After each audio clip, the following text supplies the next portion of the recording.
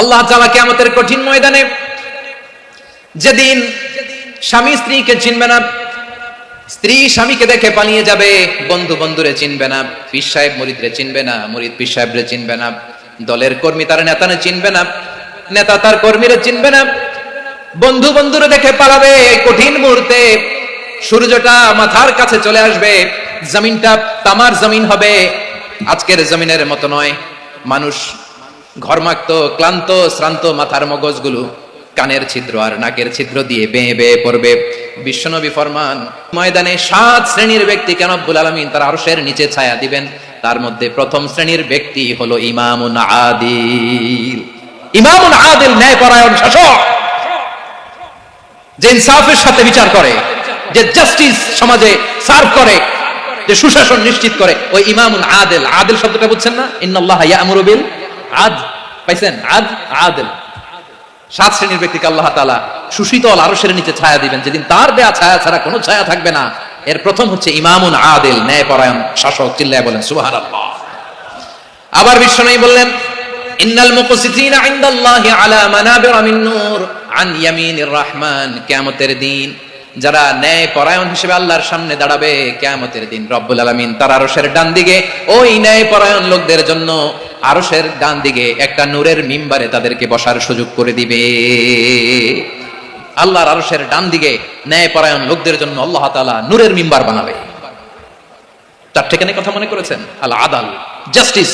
ইন্নাল্লাহা ইয়া'মুরু বিল আদল। আল্লাহ তাআলা এই আদালতের নির্দেশনা দেয়, সুবিচার, সুশাসন। প্রিয় ভাইরা, এটা আমরা বাংলাদেশে চাই কি চাই না? এই যে অরাজকতা, এই যে অন্যায়, এই যে জুলুম, এই যে ইনকনসিস্টেন্সি সমাজের অসঙ্গতি, এর প্রধান কারণ জাস্টিস নাই, সুবিচার নাই, সুশাসন নাই।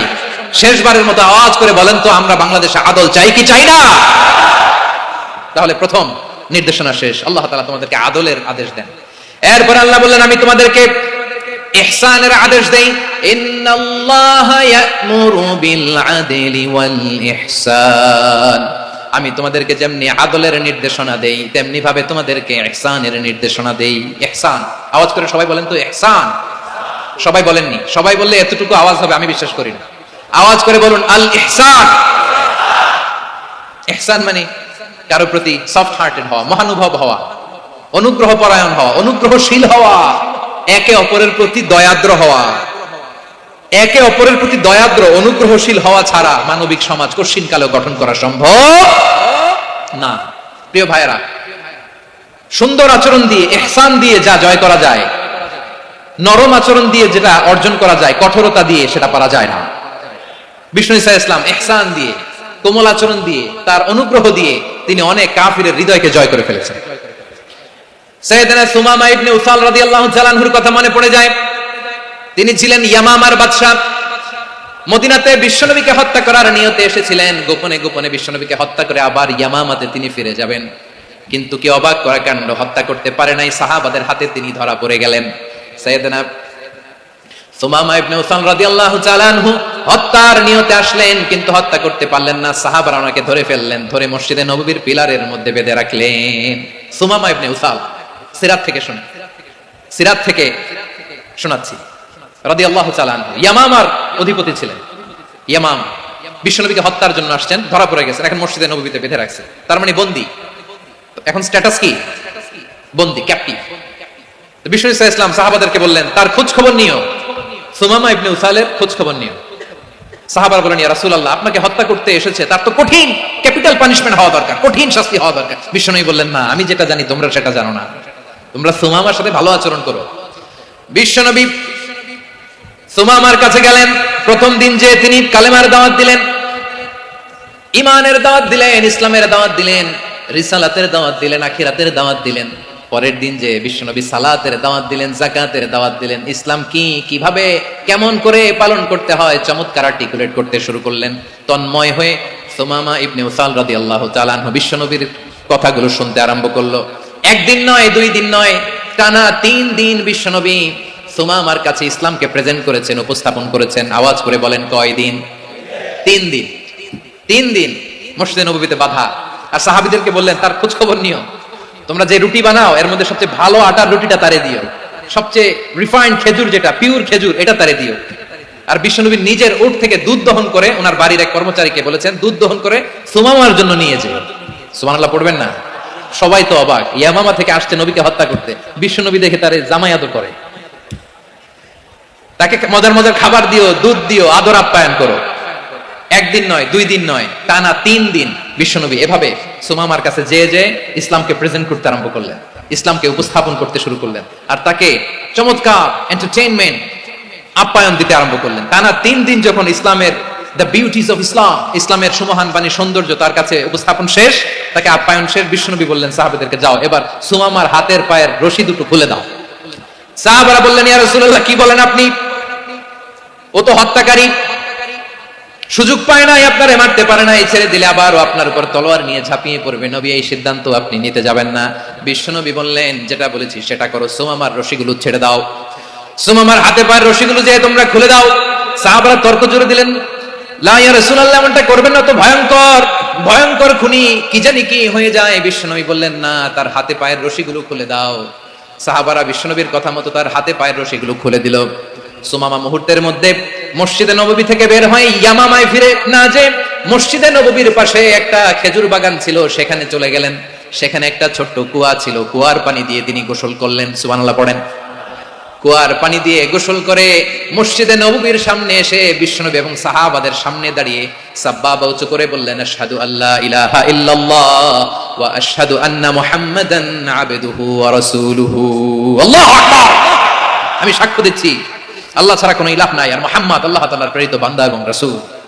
প্রিয় ভাইরা, ইহসান দিয়ে যা জয় করা যায়, কঠোরতা দিয়ে সেটা কঠিনকালেও জয় করা যায় না। আওয়াজ করে বলেন ঠিক কি না? এবার সুমামা দাঁড়িয়ে বলে, ওগো নবী, আমি তো কালিমা পড়ে মুসলমান হয়ে গেলাম, এবার শোনেন, এই মুহূর্তের আগে আপনার চেহারার চাইতে নিকৃষ্ট কোনো চেহারা আমার কাছে ছিল না, কিন্তু শাহাদা পাঠ করার পরে আপনার চেহারার চাইতে উত্তম শ্রেষ্ঠ কোনো চেহারা আমার কাছে আর নাই। ও নবী, আজকের দিনের আগে ইসলাম ধর্মের চেয়ে নিকৃষ্ট অপছন্দনীয় কোনো ধর্ম আমার কাছে ছিল না, কিন্তু এই মুহূর্ত থেকে ইসলামের চেয়ে সেরা শ্রেষ্ঠ পছন্দনীয় কোনো ধর্ম আমার কাছে নাই। নবী গো, আজকের দিনের আগে মদিনার চাইতে অপছন্দনীয় নিকৃষ্ট কোনো শহর আমার কাছে ছিল না, কিন্তু এই মুহূর্তের পর থেকে মদিনার চাইতে কোনো শ্রেষ্ঠ শহর আমার জানা নাই। সে ছিল গমের বড় ডিলার, গম বেচতো। কি বেচতো? তার গম কিনে মক্কার লোকেরা রুটি খাইতো। সে ঘোষণা দিল, আজকে থেকে মক্কাবাসীদের জন্য সব গম আমি হারাম করে দিলাম, মক্কাবাসী এখন না খেয়ে মরে।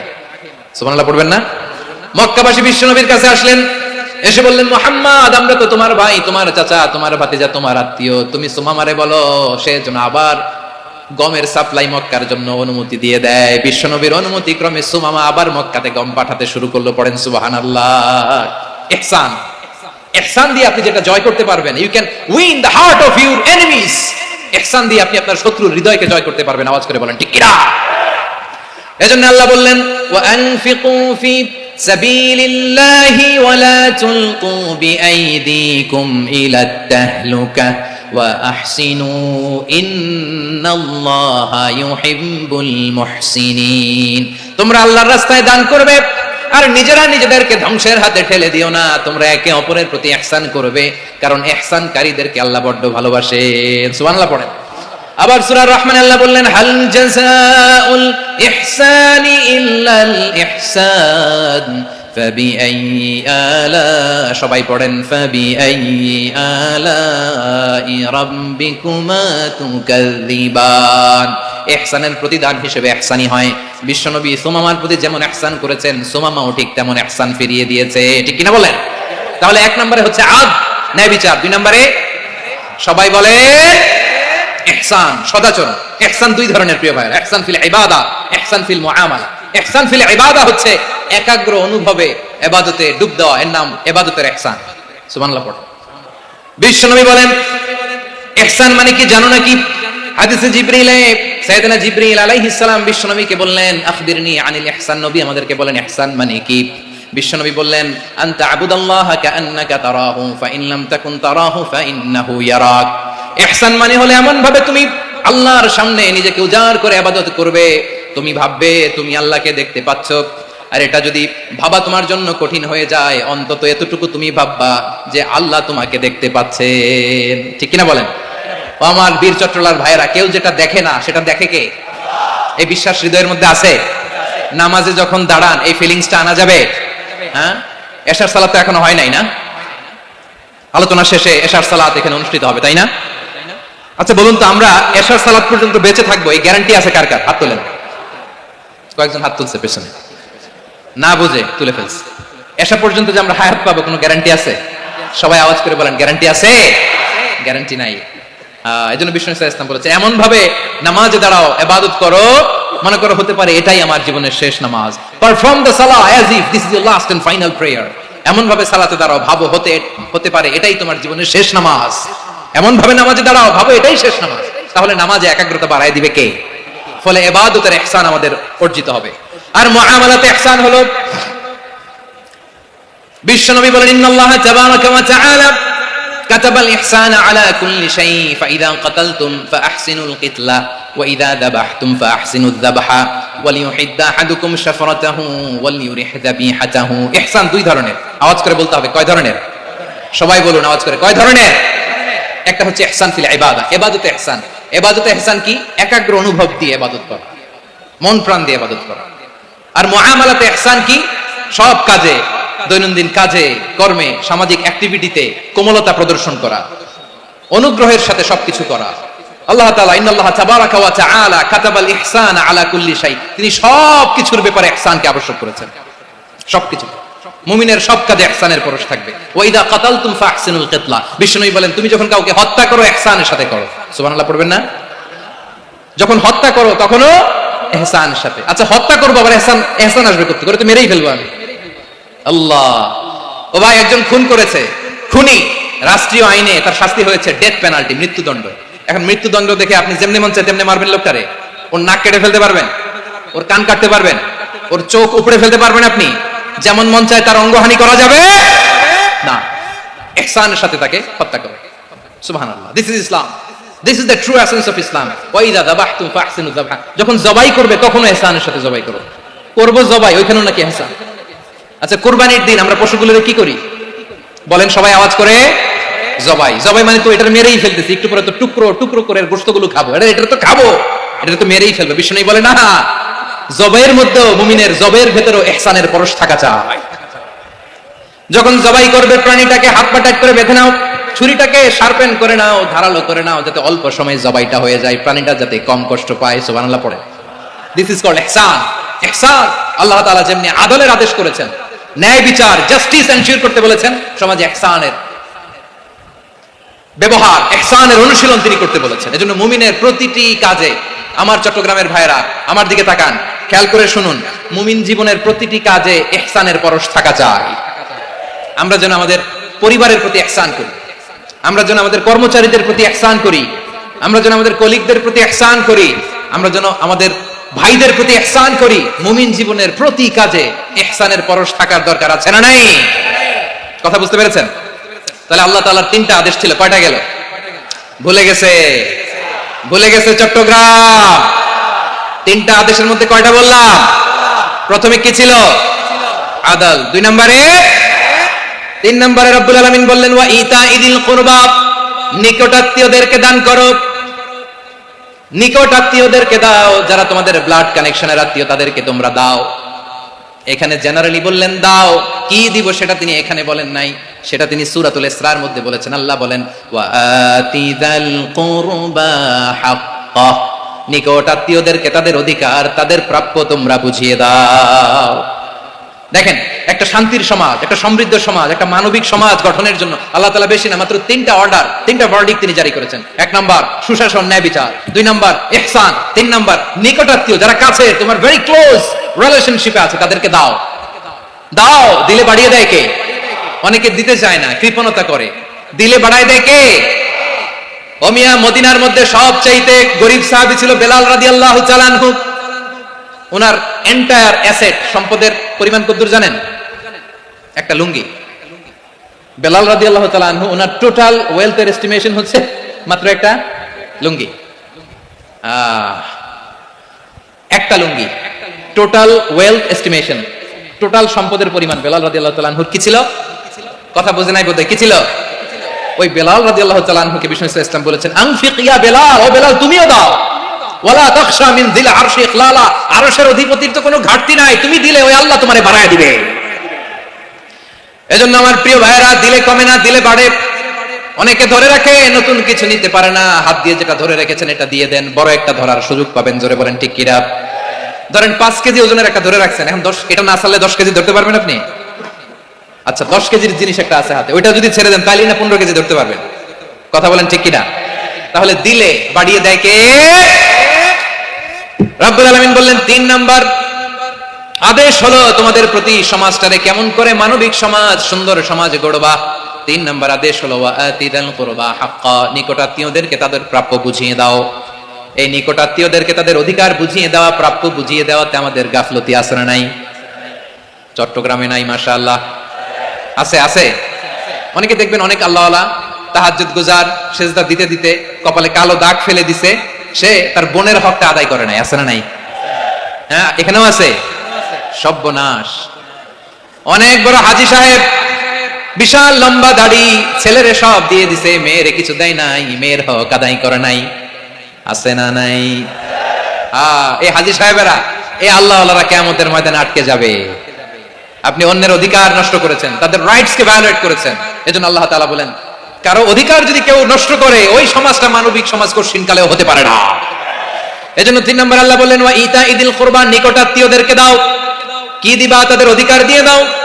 বোনের অধিকার বুঝিয়ে দাও, মেয়ের অধিকার বুঝিয়ে দাও, ফুফুর অধিকার বুঝিয়ে দাও। দেখবেন অনেক মায়েরা ছেলের পাতে মুরগির রান দেয়, মেয়ের পাতে দেয় মুরগির ঠ্যাং। এরকম আছে না নাই? ছেলেরা কি দেয়? মুরগির। মেয়ের পাতে কি দেয়?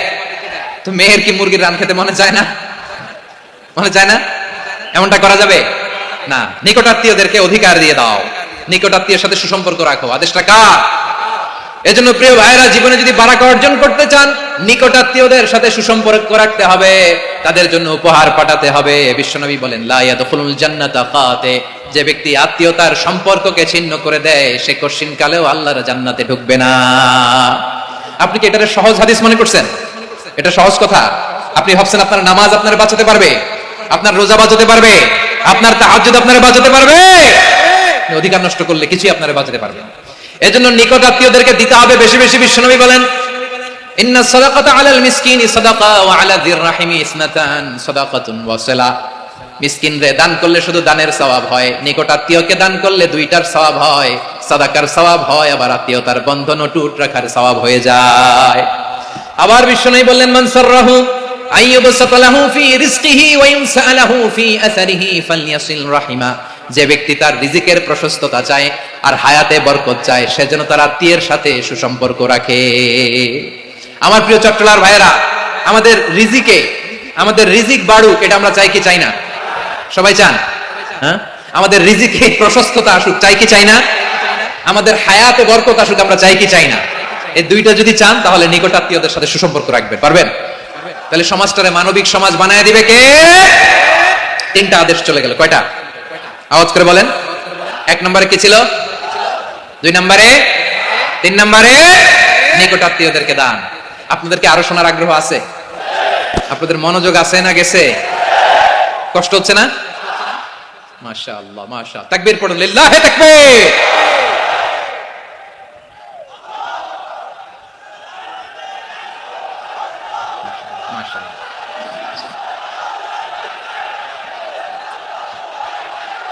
আমার প্রিয় ভাইয়েরা, আল্লাহ তাআলা 3টা জিনিসের যেমনি আদেশ করেছেন, অনুরূপ ভাবে 3টা বিষয়ে তিনি বারণ করেছেন, নিষেধ করেছেন। ওগুলোর কাছেও যাওয়া যাবে। শুনবেন রাব্বুল আলামিন বলেন ওয়ায়ানহা আনিল ফাহশাই ওয়াল মুনকারি ওয়াল বাগি। আমি যেমনি 3টি বিষয়ে আদেশ করলাম, অনুরূপ ভাবে 3টি বিষয়ে বারণ করলাম, নিষেধ করলাম। আমার 1 নাম্বার নিষেধাজ্ঞা হলো অশ্লীলতার প্রতি। ফাহশা, ওয়ায়ানহা আনিল ফাহশা, আল্লাহ তাআলা অশ্লীলতাকে নিষেধ করেছেন। কোন জিনিসকে? সবাই বলুন, কোন জিনিসকে? যত ধরনের, যত টাইপের, যত ক্যাটাগরির অশ্লীলতা হতে পারে, সব অশ্লীলতাকে হারাম করেছেন কে? ফাহশা মানে কি? কথায়, কাজে, আচরণে, কমেন্ট, ফেসবুকের কমেন্টসে যত ধরনের নোংরামো আছে, যত ধরনের অশ্লীলতা আছে, এটাকে আরবিতে বলে ফাহশা। এটাকে কি বলে?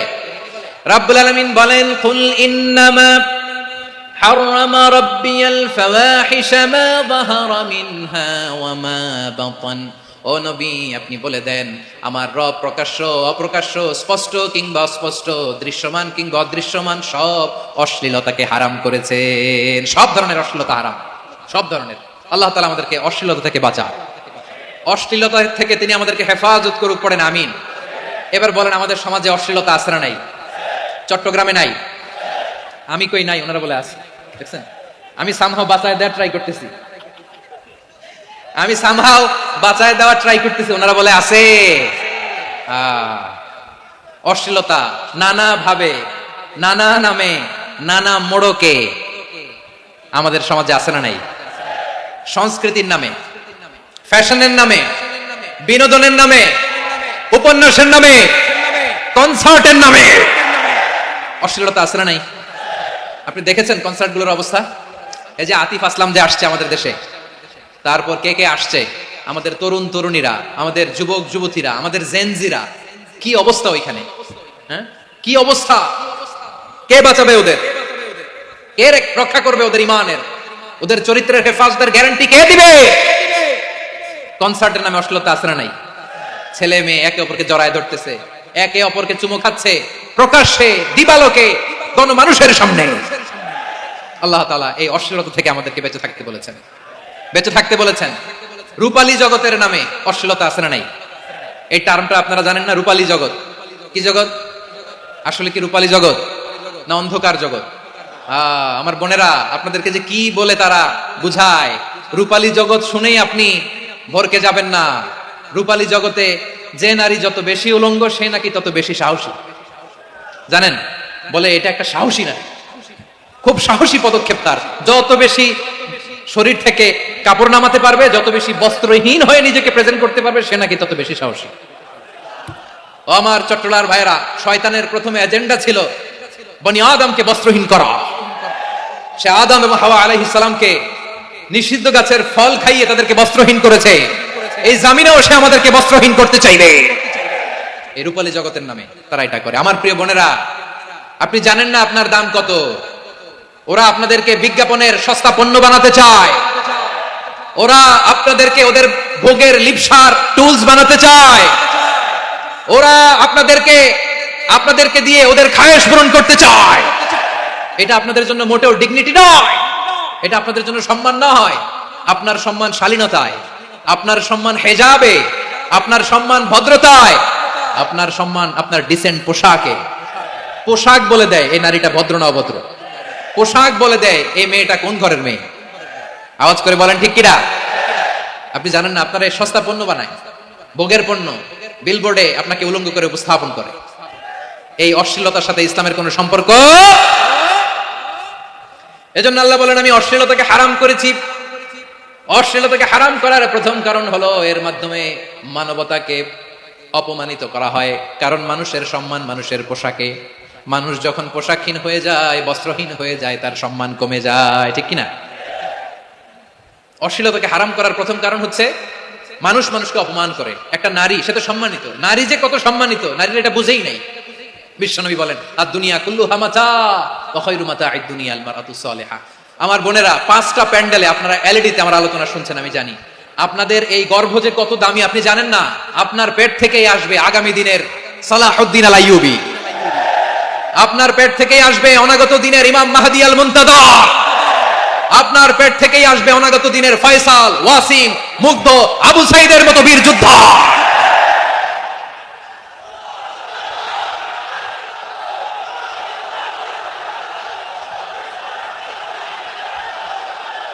আমার প্রিয় বোনেরা, আমার প্রিয় বোনেরা, বিশ্বনবীর কথার ওজন খেয়াল করেন। আর দুনিয়া কুল্লুহা মাতা ওয়া খায়রু মাতা'আদ দুনিয়া আল মারআতুস সালিহা।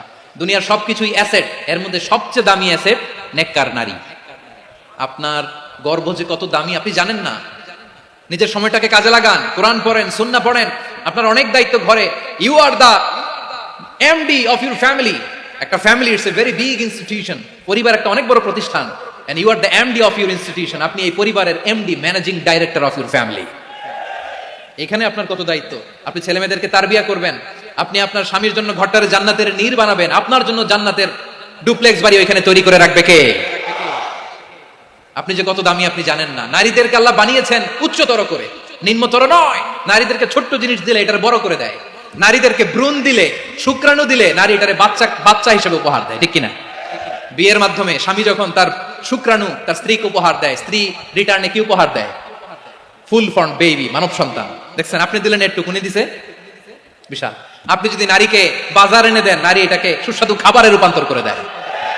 আপনি তাকে একটা মুচকি হাসি দিয়ে দেন, সে তার কলিজা দিয়ে দেয়। কিন্তু যদি আপনি তার মনে কষ্ট দেন, সে আপনার জীবনকে জাহান্নাম বানায়া দেয়। খবর আছে, নারীর মন বুঝতে পারলে নেয়ামত, বুঝতে না পারলে কিয়ামত, ঠিক কিনা বলে? কত দামি আপনি জানেন না? জানেন না আপনি কত দামি? অনেক দামি আপনি। আপনাদেরকে যেন ভোগের সস্তা পণ্য বানাতে না পারে, আপনাদেরকে সচেতন থাকতে হবে, সজাগ থাকতে হবে, কনসার্ন থাকতে হবে। শয়তানের ওই হাতছানির দিকে আর নজর দেওয়া যাবে না। তাহলে কেন আল্লাহ তাআলা এই ফাহশা অশ্লীলতাকে হারাম করলেন? এক নাম্বার, এতে হিউম্যান ডিগনিটি কমে। দুই নাম্বার, এতে মানুষের অধিকার নষ্ট হয়। আপনি বিয়ে করেছেন, এরে পরকিয়া করেন, ওর সাথে এরকম আছে না নাই? স্ত্রীর অধিকার নষ্ট করেছেন। আপনি বিবাহ সম্পর্কে আবদ্ধ হয়েছেন তার সাথে, আপনি পরকিয়া করেন ওই ছেলের সাথে, আপনি আপনার হাজবেন্ডের সাথে বিট্রে করেছেন। এজন্য আল্লাহ অশ্লীলতাকে হারাম করেছে। অশ্লীলতাকে হারাম করার আরেকটা কারণ হচ্ছে আল্লাহ তাআলা এই হিউম্যান জেনারেশনকে এটাকে প্রিজার্ভ করতে চায়। হিফজুন নাসল, এটা মাকাসিদুশ শরিয়ার অনেক গুরুত্বপূর্ণ একটা মাকাসিদ, অনেক গুরুত্বপূর্ণ। আপনার নাসল, আপনার জেনারেশনকে সংরক্ষণ করা। এই যে আসতেছে ফেব্রুয়ারি, কত ফেব্রুয়ারি জানো? এটা কি বিশ্ব ভালোবাসা দিবস? হ্যাঁ, কি দিবস? এই বিশ্ব ভালোবাসা দিবসের সাথে মুসলমানদের কোনো সম্পর্ক নাই। আমার প্রিয় ভাইরা, এই যে আপনি অবৈধ সম্পর্কে জড়ালেন, কেন আল্লাহ অশ্লীলতাকে হারাম করেছে? দেখেন, বলতেছিলাম যে এটা আপনার নাসল, আপনার জেনারেশন, আপনার লিনিয়েজ, আপনার বংশকে প্রিজার্ভ করা। কে কার বাবা, কে কার মা, বাবা মা জানা, প্রজন্মকে প্রিজার্ভ করা, এটা ইসলাম ওয়াজিব করে দিয়েছে। এই যে অবৈধ সম্পর্কের কারণে, বিশ্ব বেহায়া দিবসের কারণে, এগুলোর আউটকাম, আউটপুট হিসেবে মাঝে মাঝে ঢাকা মেডিকেলের ডাস্টবিনে নবজাতকের বাচ্চার কান্নার আওয়াজ শুনতে পাওয়া যায়। চট্টগ্রাম মেডিকেলের ডাস্টবিনে নবজাতকের কান্না শুনতে পাওয়া যায়। বীর চট্টলার মুসলমানেরা বুঝতে পারলে আওয়াজ করে বলেন, এই যে চট্টগ্রাম মেডিকেলে যে নবজাতকটা পাওয়া গেল, ওর বাবাকে আমাকে বলেন, ওর বাবাকে, ওর মাকে, ও কোন ফ্যামিলির সন্তান কেউ জানে? আপনি হিউম্যান ডিগনিটিকে অপমান করেছেন না? আপনি তার ভবিষ্যৎকে অন্ধকার করেছেন না? আপনি তার লিনিয়েজকে প্রশ্নবিদ্ধ করে দিয়েছেন না? এই জন্য আল্লাহ তাআলা অশ্লীলতাকে আমাদের জন্য হারাম করে দিয়েছেন। পড়েন সুবহানাল্লাহ। এই জন্য রাব্বুল আলামিন বলেন, কুল ইন্নামা حرم ربي الفواحش ما ظهر منها وما بطن। প্রকাশ্য অপ্রকাশ্য সব অশ্লীলতাকে হারাম ঘোষণা করে দিয়েছে কে? আবার দুনিয়ার বুকে যারা অশ্লীলতার প্রসার করে তাদের জন্য শাস্তি মজুদ রেখেছে কে? রব্বুল আলামিন বলেন, ইন্নাল্লাযীনা ইউহিব্বুনা আন তাশিআল ফাহিশাতু ফিল্লাযীনা আমানু লাহুম আযাবুন আলীমুন ফিদ দুনিয়া ওয়াল আখিরাতি ওয়াল্লাহু ইয়ালামু ওয়া আনতুম লা তা'লামুন। নিশ্চয়ই যারা বিশ্বাসীদের মাঝে অশ্লীলতার প্রচার প্রসার করতে চায় তাদের জন্য আমি মর্মন্তুদ শাস্তি প্রস্তুত করে রেখেছি, দুনিয়াতেও রেখেছি, আখিরাতেও রেখেছি। ঘোষণাটা কার?